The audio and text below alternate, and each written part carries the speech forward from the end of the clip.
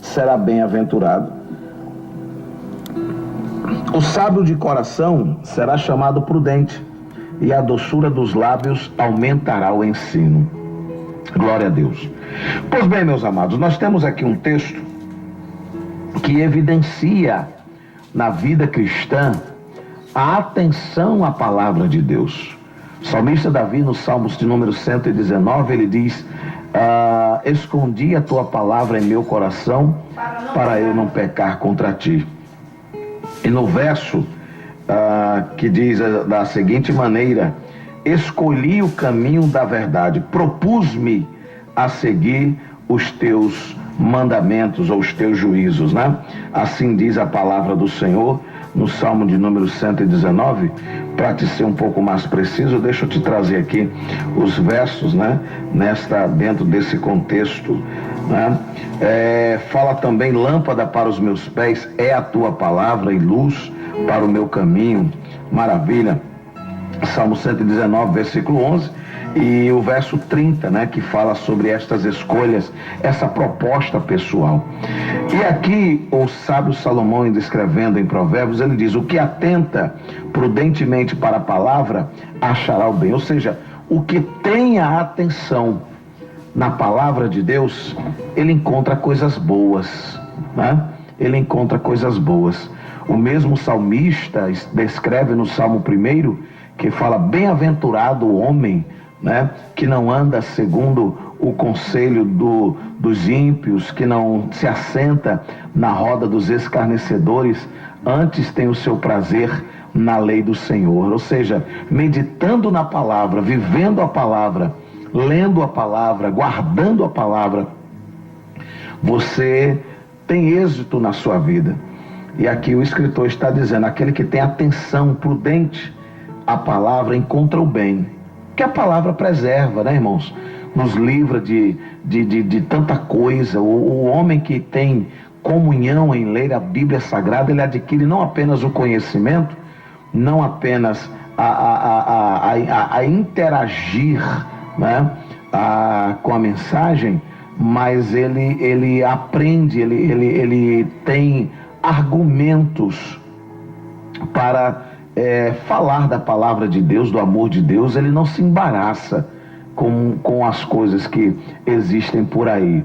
Nós encontramos, tem muita gente, né? E a gente sempre fala isso nas congregações, de pessoas que têm medo de confrontar, né, heresias, receber, a exemplo, os testemunhos de Jeová, o pessoal daquela igreja, os chamados os mormons, né? Pessoas que têm medo de conversar com os adeptos do espiritismo e outras seitas heréticas, pelo fato de não ter argumento bíblico para questionar, para entrar num debate. E muitas vezes querem usar a agressividade, né, como se mascarada de pentecostalismo, não, por tal, e acaba confrontando porque não tem argumento, ele não conhece a palavra. Mas o que tem atenção, diz o texto, encontra o bem, e o que confia no Senhor será bem-aventurado. A falta de conhecimento bíblico leva à descredibilidade espiritual. Porque como é que eu posso acreditar numa coisa que eu não tenho convivência? Como é que eu posso viver em harmonia se não há nenhum vínculo com aquela situação? Como é que alguém pode falar em crer no Senhor, acreditar nas bênçãos do Senhor, sem que ele tenha nenhuma comunhão? Então não existe. E infelizmente, queridos irmãos, muitas pessoas desprezam a leitura da palavra de Deus. Muitas pessoas preferem preencher o seu tempo com leituras, com outros conhecimentos. Outro dia eu vi aqui uma pregação em um grande evento. Eu estava lá, o pregador, no seu momento de palavra, ele falava mais dos filmes do cinema do que da palavra de Deus, tentando argumentar a sua palavra com o avanço da tecnologia, da ciência, que tal, e falando sobre as armas do demônio através das imagens para implantar o segmento da cientologia, da descredibilidade nas coisas espirituais, levando as pessoas. Aí falou de Steven Spielberg, falou dos diretores de Hollywood, dos atores, né, que frequentam determinada religião e tal. O camarada conhecia, ele se dava melhor como crítico de cinema do que como pregador. Porque o que ele usou de nomes de atores, de atrizes, de filmes, né, que explicou minúcias desses filmes, quase não argumentou em nada na palavra de Deus, e ele quase não fala nada a respeito do texto bíblico que ele havia lido. Então, queridos, é interessante como a falta de conhecimento. Às vezes você chega numa igreja, né, está conosco o preletor fulano de tal, aí levanta aquele camarada todo bonitão, né, um terno bonito, né, gravata bonita, todo alinhado, cabelo cheio de gel, todo bonitão, e você, rapaz, esse camarada vai trazer uma palavra. Aí ele começa a ler a Bíblia, aí começa a mostrar os argumentos teológicos, históricos, geográficos, dando medidas, tamanhos, e é tanto detalhe que a essência da palavra fica em último lugar. Ou seja, a valorização maior é dos argumentos, eu diria, dos temperos, do que propriamente do alimento. Nós estamos numa campanha de oração na congregação Pastor Nelson Bezerril. Ontem, pela misericórdia de Deus, tivemos a oportunidade de ministrar naquela noite, né, abençoada. E o tema da nossa campanha está baseado em Reis, 2 Reis, quando fala da história do alimento, morte na panela, né? Quando alguém traz, no capítulo 4, versículo de número 38, é a base da nossa campanha, né? Quando Eliseu volta a Gilgal e encontra ali os filhos dos profetas passando uma determinada necessidade, e ele manda preparar ali um caldo, servir ali um caldo de ervas para aqueles que ali se encontravam. Pede ao seu moço, ele disse: olha, coloca aí a panela, disse ao seu moço, põe a panela grande ao lume e faça um caldo de ervas para os filhos dos profetas. Ou seja, ele sabia o que iria preparar, sabia qual era o alimento que iria trazer nutrição, que iria trazer vitaminas, né, para o corpo daqueles que ali estavam, não deixando passar a necessidade da fome. Mas aí o verso de número 39 diz: então saiu ao campo, não dá nome, não diz quem é e tal, apenas se levanta no meio da multidão, antecipando a ordem que ele havia dado ao seu moço, e esse sai pelo campo procurando alimento, e diz o texto que ele encontra uma parra brava. Em outras traduções fala em uma trepadeira, né? Ele encontra ali uma parra brava, um tipo de erva, e colheu dela, e diz, encheu a sua capa de colontídeos. Ou seja, o que ele pôde apanhar não estava nem aí, o que prestava, o que não prestava. Ele apenas disse: é para apanhar alguma coisa para fazer comida, eu vou agora. E saiu no meio do mundo. A tradução de parra brava diz planta medicinal. Na questão médica, como remédio, era primeira, mas não servia como alimento. Você já viu alguém se alimentar de xarope, né? Você já viu alguém se alimentar de comprimido? Não existe. O medicamento é feito para curar uma determinada enfermidade, para aliviar uma determinada dor. E por mais fome que o camarada esteja passando, ele não vai lá nos seus medicamentos e diz: vou tomar aqui esse vidro de xarope que eu estou com sede. Não tem como. Remédio é remédio, comida é comida. A parra brava servia como remédio para uma determinada função específica na área da saúde, não como alimento. Como alimento era veneno. E aquele camarada sai, estende a sua capa, e o que ele pôde apanhar. E o interessante não é, alguém pode dizer: mas tem que se perceber a voluntariedade, o desejo. Sim, querido, tinha vontade de fazer, saiu, alegria em prestar um serviço ao homem de Deus, mas ele não havia recebido a ordem para tal. Tem muita gente aí cheia de boa vontade, cheio de boas intenções, mas que estão trazendo veneno para dentro da casa do Senhor. Olha o que diz o texto. Eu não estou fugindo aqui da mensagem. O texto que estamos falando é de Provérbios. Mas olha a comparação, a relação que tem dentro desse contexto. No verso 39 de 2 Reis, capítulo 4, diz: Então saiu ao campo a apanhar ervas, e achou uma parra brava, e colheu dela, e encheu a sua capa de coluntídeas, e veio e as cortou na panela do caldo, porque não as conhecias. A voluntariedade, a boa intenção, fez com que ele trouxesse o veneno, e ele chegando ainda vai botar na panela. Não perguntou se podia, não perguntou se já era suficiente. Ele queria mostrar ao homem de Deus que estava fazendo uma boa coisa quando estava trazendo morte para a panela. E tem muita gente fazendo isso, porque encontrou por aí uma coisa nova, uma novidade. Eu vou engrossar o caldo lá na minha igreja, que o negócio lá não está bem. Aí chega tentando trazer novidades, chega tentando inventar trabalhos. Pastor, porque eu tive ali, pastor, e o camarada fez uma campanha das 70 chaves. 70 pessoas da igreja irão receber a chave da vitória. E os outros vão ficar sem chave? Porque Deus, meu irmão, você está entendendo aonde nós muitas vezes chegamos por falta de conhecimento da palavra de Deus? Inventa-se trabalho A, trabalho B, trabalho assim, para tentar juntar gente, quando na realidade não vai deixar absolutamente nada. Junta aquela multidão, tá o povo aqui trabalhando, empenhado, maravilha, não. E não deixa nada. São os venenos que alguém tenta colocar dentro da panela, visando melhorar o caldo que existe, achando que vai acrescentar, né?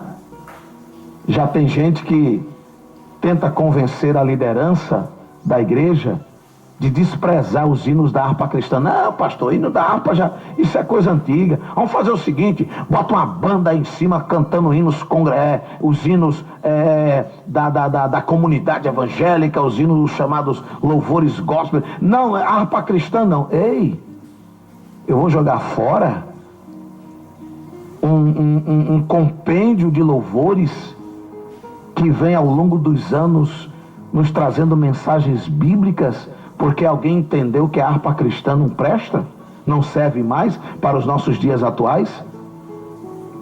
Daqui a pouco vão dizer: pastor, não usa mais a Bíblia não, fica contando historinha aí, reflexões lindas e bonitas, baseadas na vivência. Não precisa a Bíblia para a gente não. Vai entrar nisso. E tem muita gente fazendo isso, que prefere contar as histórias, as reflexões do dia a dia, vivenciadas por personagens da nossa história, da nossa cultura, do que falar da palavra de Deus, meu irmão.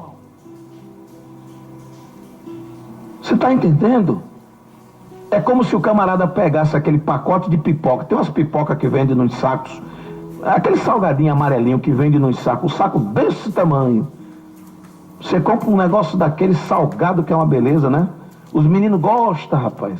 Aí você compra um saco daquele troço, bota pro menino daquele comer, ele passa ali meia hora comendo aquele negócio, parece que incha aquilo. Não dá 2 minutos, é de pai, eu tô com fome. O meu filho, você não come. Mas não enche, querido. Faz volume, mas não enche. Você vê aquele camarada vendendo algodão doce na rua, o saco de algodão doce é aquela coisa do tamanho do mundo, né? Aí os meninos: painho, algodão doce, papai. Você vai lá, compra um negócio, é 50 centavos, R$1, nem sei. Aí você compra aquele sacão cheio, né? Aquele algodão azul, amarelo, verde, roxo, né? Branco, de toda a cor. Aí o menino, quando abre o saco, o bicho faz... Pronto. Fica uma bola desse tamanho. Só estava volumoso porque tinha ar dentro da embalagem. Quando sai o ar, o bicho murcha. Tem muita gente comendo algodão doce, comendo pipoca, comendo veneno, achando que está se alimentando da palavra. O rapaz se antecipa, traz ervas que não fazem parte do cardápio, coloca na panela, só que na primeira colherada que alguém leva à boca, diz: epa, peraí, tem morte na panela, tem veneno na panela. E agora, jogar o caldeirão fora, se todo mundo estava com fome? Aí o homem de Deus disse: não, peraí, tenha calma. Bota farinha. Joga farinha na panela. Eu fiquei, mas meu Deus, farinha, poxa, onde é que farinha é antídoto para resolver problema de ninguém? Antigamente, para matar a fome, quando havia aquelas, ainda hoje em lugares que a fome é assoladora, faz aquela papa de farinha, né? Olha aí como a palavra, ela se perpetua ao longo dos anos, né? Vai se perpetuando aí nas nossas vidas. Traz farinha. E se você prestar bem atenção, a farinha é o elemento primordial na fabricação de pão. E trazendo isso para o lado espiritual, né? A palavra de Deus é comparada ao pão da vida. E a única coisa que tira veneno da panela é farinha.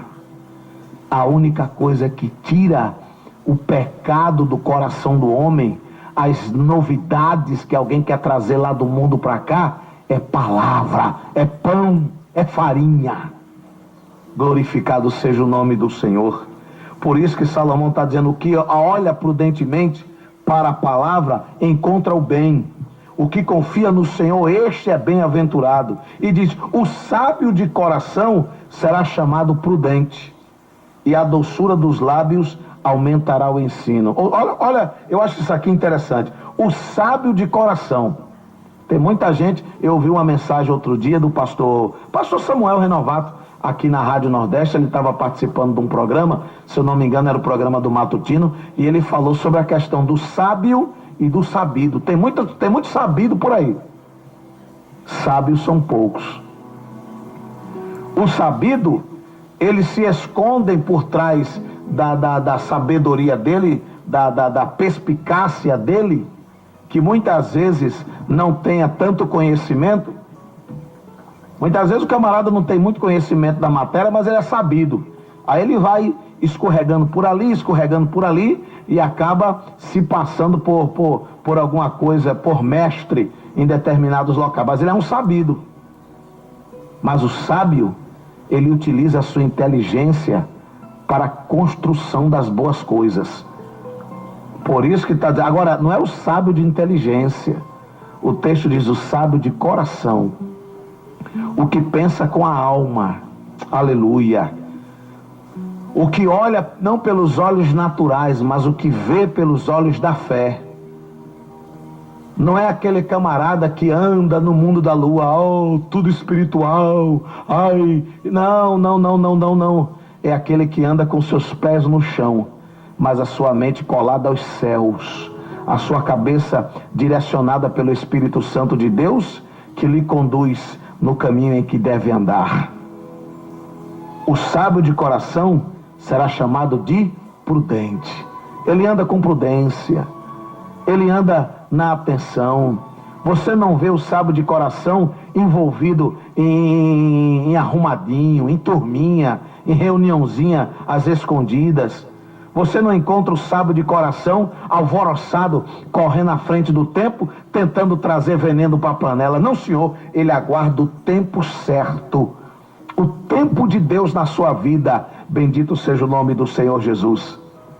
Tem muito sabido por aí correndo na frente, desgovernadamente, doido, tentando juntar para si fama, tentando juntar para si os holofotes, e sai em toda a carreira, atropelando tudo, não respeita hierarquia, e quando pensa que não, está trazendo veneno para dentro da panela, querendo engrossar o caldo. Mas o sábio de coração é chamado de prudente. Há uma nomenclatura que hoje tornou-se banalizada por aí, e eu tenho muito medo, vou dizer, não era bem essa palavra, mas eu tenho muito medo quando alguém liga aqui ou me encontra em algum lugar e me estabelece essa nomenclatura. É muito sério o camarada ser chamado de homem de Deus, mulher de Deus. Fulano é um homem de Deus, Beltrano é uma mulher de Deus. Isso é uma responsabilidade muito grande, irmãos. Diante dos nossos erros, diante das nossas falhas, diante das nossas dificuldades, diante das nossas imperfeições, quanta cabeçada a gente já deu na vida, quanta falha a gente tem por aí, e alguém olha para nós e diz: o homem de Deus. É muito sério isso. né? Eu sou muito comedido com essas coisas, né? Mas se alguém chama, honra e glória ao nome do Senhor Jesus. O homem de Deus. O homem de Deus, ele não anda alvoroçadamente. A mulher de Deus não anda empolgada porque viu em tal lugar isso, em tal lugar aquilo, vou fazer aqui também, não. O homem de Deus, ele anda, olha, prudente. Ele só dá o passo no tempo certo, na hora certa. A sua palavra, quando dada, ela modifica de forma organizada o ambiente, mas não provoca dissensões, não provoca ira, não provoca inveja, muito pelo contrário, muitas vezes é até apedrejado pelas suas palavras, é desconsiderado, né? Alguém diz, homem fulano, homem, deixa pra lá, rapaz, ali quer ser santo demais. E é pra ser o quê, homem? Hein? Fulano quer ser santo demais. E é pra ser o quê? Se a Bíblia quem diz ser de santo, como eu sou santo, aquele que é santo, santifique-se mais. E se não for para ser santo, irmão, é para ser o quê? Ímpio. Do pecado, o Senhor já nos tirou de lá, né? Agora, tem pessoas que não aceitam. Tem pessoas que, os apressados que saem correndo à frente, ele não aceita a repreensão. Eu fico imaginando aqui, é um pensamento meu, como é que ficou a cabeça daquele rapaz quando alguém bradou, tem morte na panela. Como diz o texto, né? Para um bom entendedor, minha palavra baixou. Acho que aquele camarada ficou ali, baixando a cabeça, como que ele, meu Deus do céu, o que foi que eu botei ali? Imagina aí o camarada fazendo uma sopa, aí chega a outra e diz, rapaz, não sei o que não, eu achei isso aqui bonitinho, vou botar aqui dentro. É chumbinho, veneno para matar rato, imagina aí. Então, queridos, são situações que envolvem a nossa vida cristã, mas que precisam, que dependem da autoridade do Pai para que elas funcionem. Não é na empolgação, não é na correria, não é debaixo dos holofotes, não é movimentado. Tem muita gente usando as palmas como combustível, né? Quanto mais palmas, mais ele caminha, mais ele anda. E não é bem por aí. A palavra do Senhor diz que o sábio de coração será chamado de prudente. E a doçura dos lábios aumentará o ensino. Quer ver uma coisa boa? É você conversar com a pessoa que tem o que dizer. Menino, para quem gosta de conversar, né? É coisa boa. Para quem tem o que ensinar, experiências a contar, né? É bom demais, é gostoso. O dia passa que você nem percebe os ensinamentos daquela pessoa. Agora, conversar com o empolgado, ele só vai falar de veneno.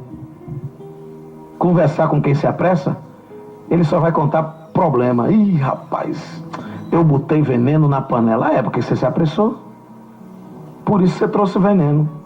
Se tivesse esperado o moço, que a quem foi dada a ordem voltar com as coisas boas, não teria veneno na panela. Mas graças a Deus que tem farinha.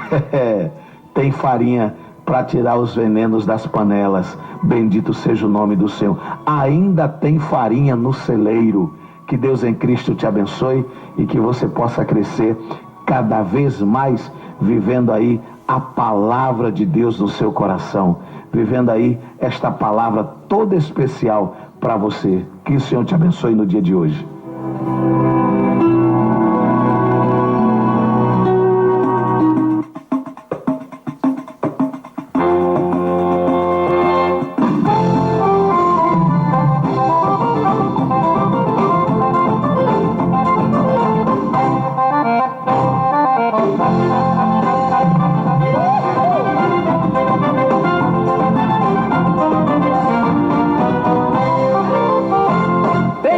Na botija, tem a lenha no altar, tem farinha na panela e peixe pra multiplicar. Hoje o que você quiser, Deus vai providenciar, porque aqui tem profeta e é hoje que Deus vai usar. Deus vai usar você aqui, vai usar você aqui, vai entregando a mensagem que Deus te ordenou aí. Tem unção em suas mãos, é hora de trabalhar. Hoje você é profeta, usado por Deus nesse lugar. Deixa Deus te usar, deixa Deus te usar, deixa Deus te usar aqui nesse lugar. Deixa Deus te usar, deixa Deus te usar, deixa Deus te usar aqui nesse lugar.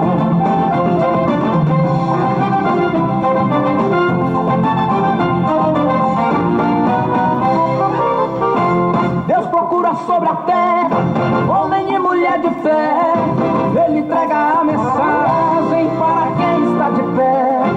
Ele faz o que ele pensa, poderoso ele é. Sendo dono dessa obra, ele usa quem quiser. Deus vai usar você aqui, vai usar você aqui, entregando a mensagem que Deus te ordenou aí. Tem unção em suas mãos, é hora de trabalhar. Hoje você é profeta, usado por Deus nesse lugar. Deixa Deus te usar, deixa Deus te usar, deixa Deus te usar aqui nesse lugar. Deixa Deus te usar, deixa Deus te usar, deixa Deus te usar aqui nesse lugar.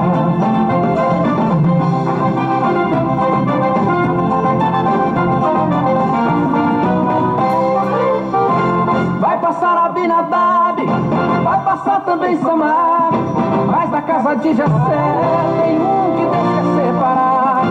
Acabaram-se os morcegos, você pode perguntar, falta ainda o menor e é esse que Deus vai usar. Deus vai usar você aqui, vai usar você aqui, vai entregando a mensagem que Deus te ordenou aí. Tem unção em suas mãos, é hora de trabalhar. Hoje você é profeta, usado por Deus nesse lugar. Deixa Deus te usar, deixa Deus te usar, deixa Deus te usar aqui nesse lugar. Deixa Deus te usar, deixa Deus te usar, deixa Deus te usar aqui nesse lugar. Deixa Deus te usar, deixa Deus te usar, deixa Deus te usar aqui nesse lugar. Deixa Deus te usar, deixa Deus te usar, deixa Deus te usar aqui nesse lugar. Deus vai te usar.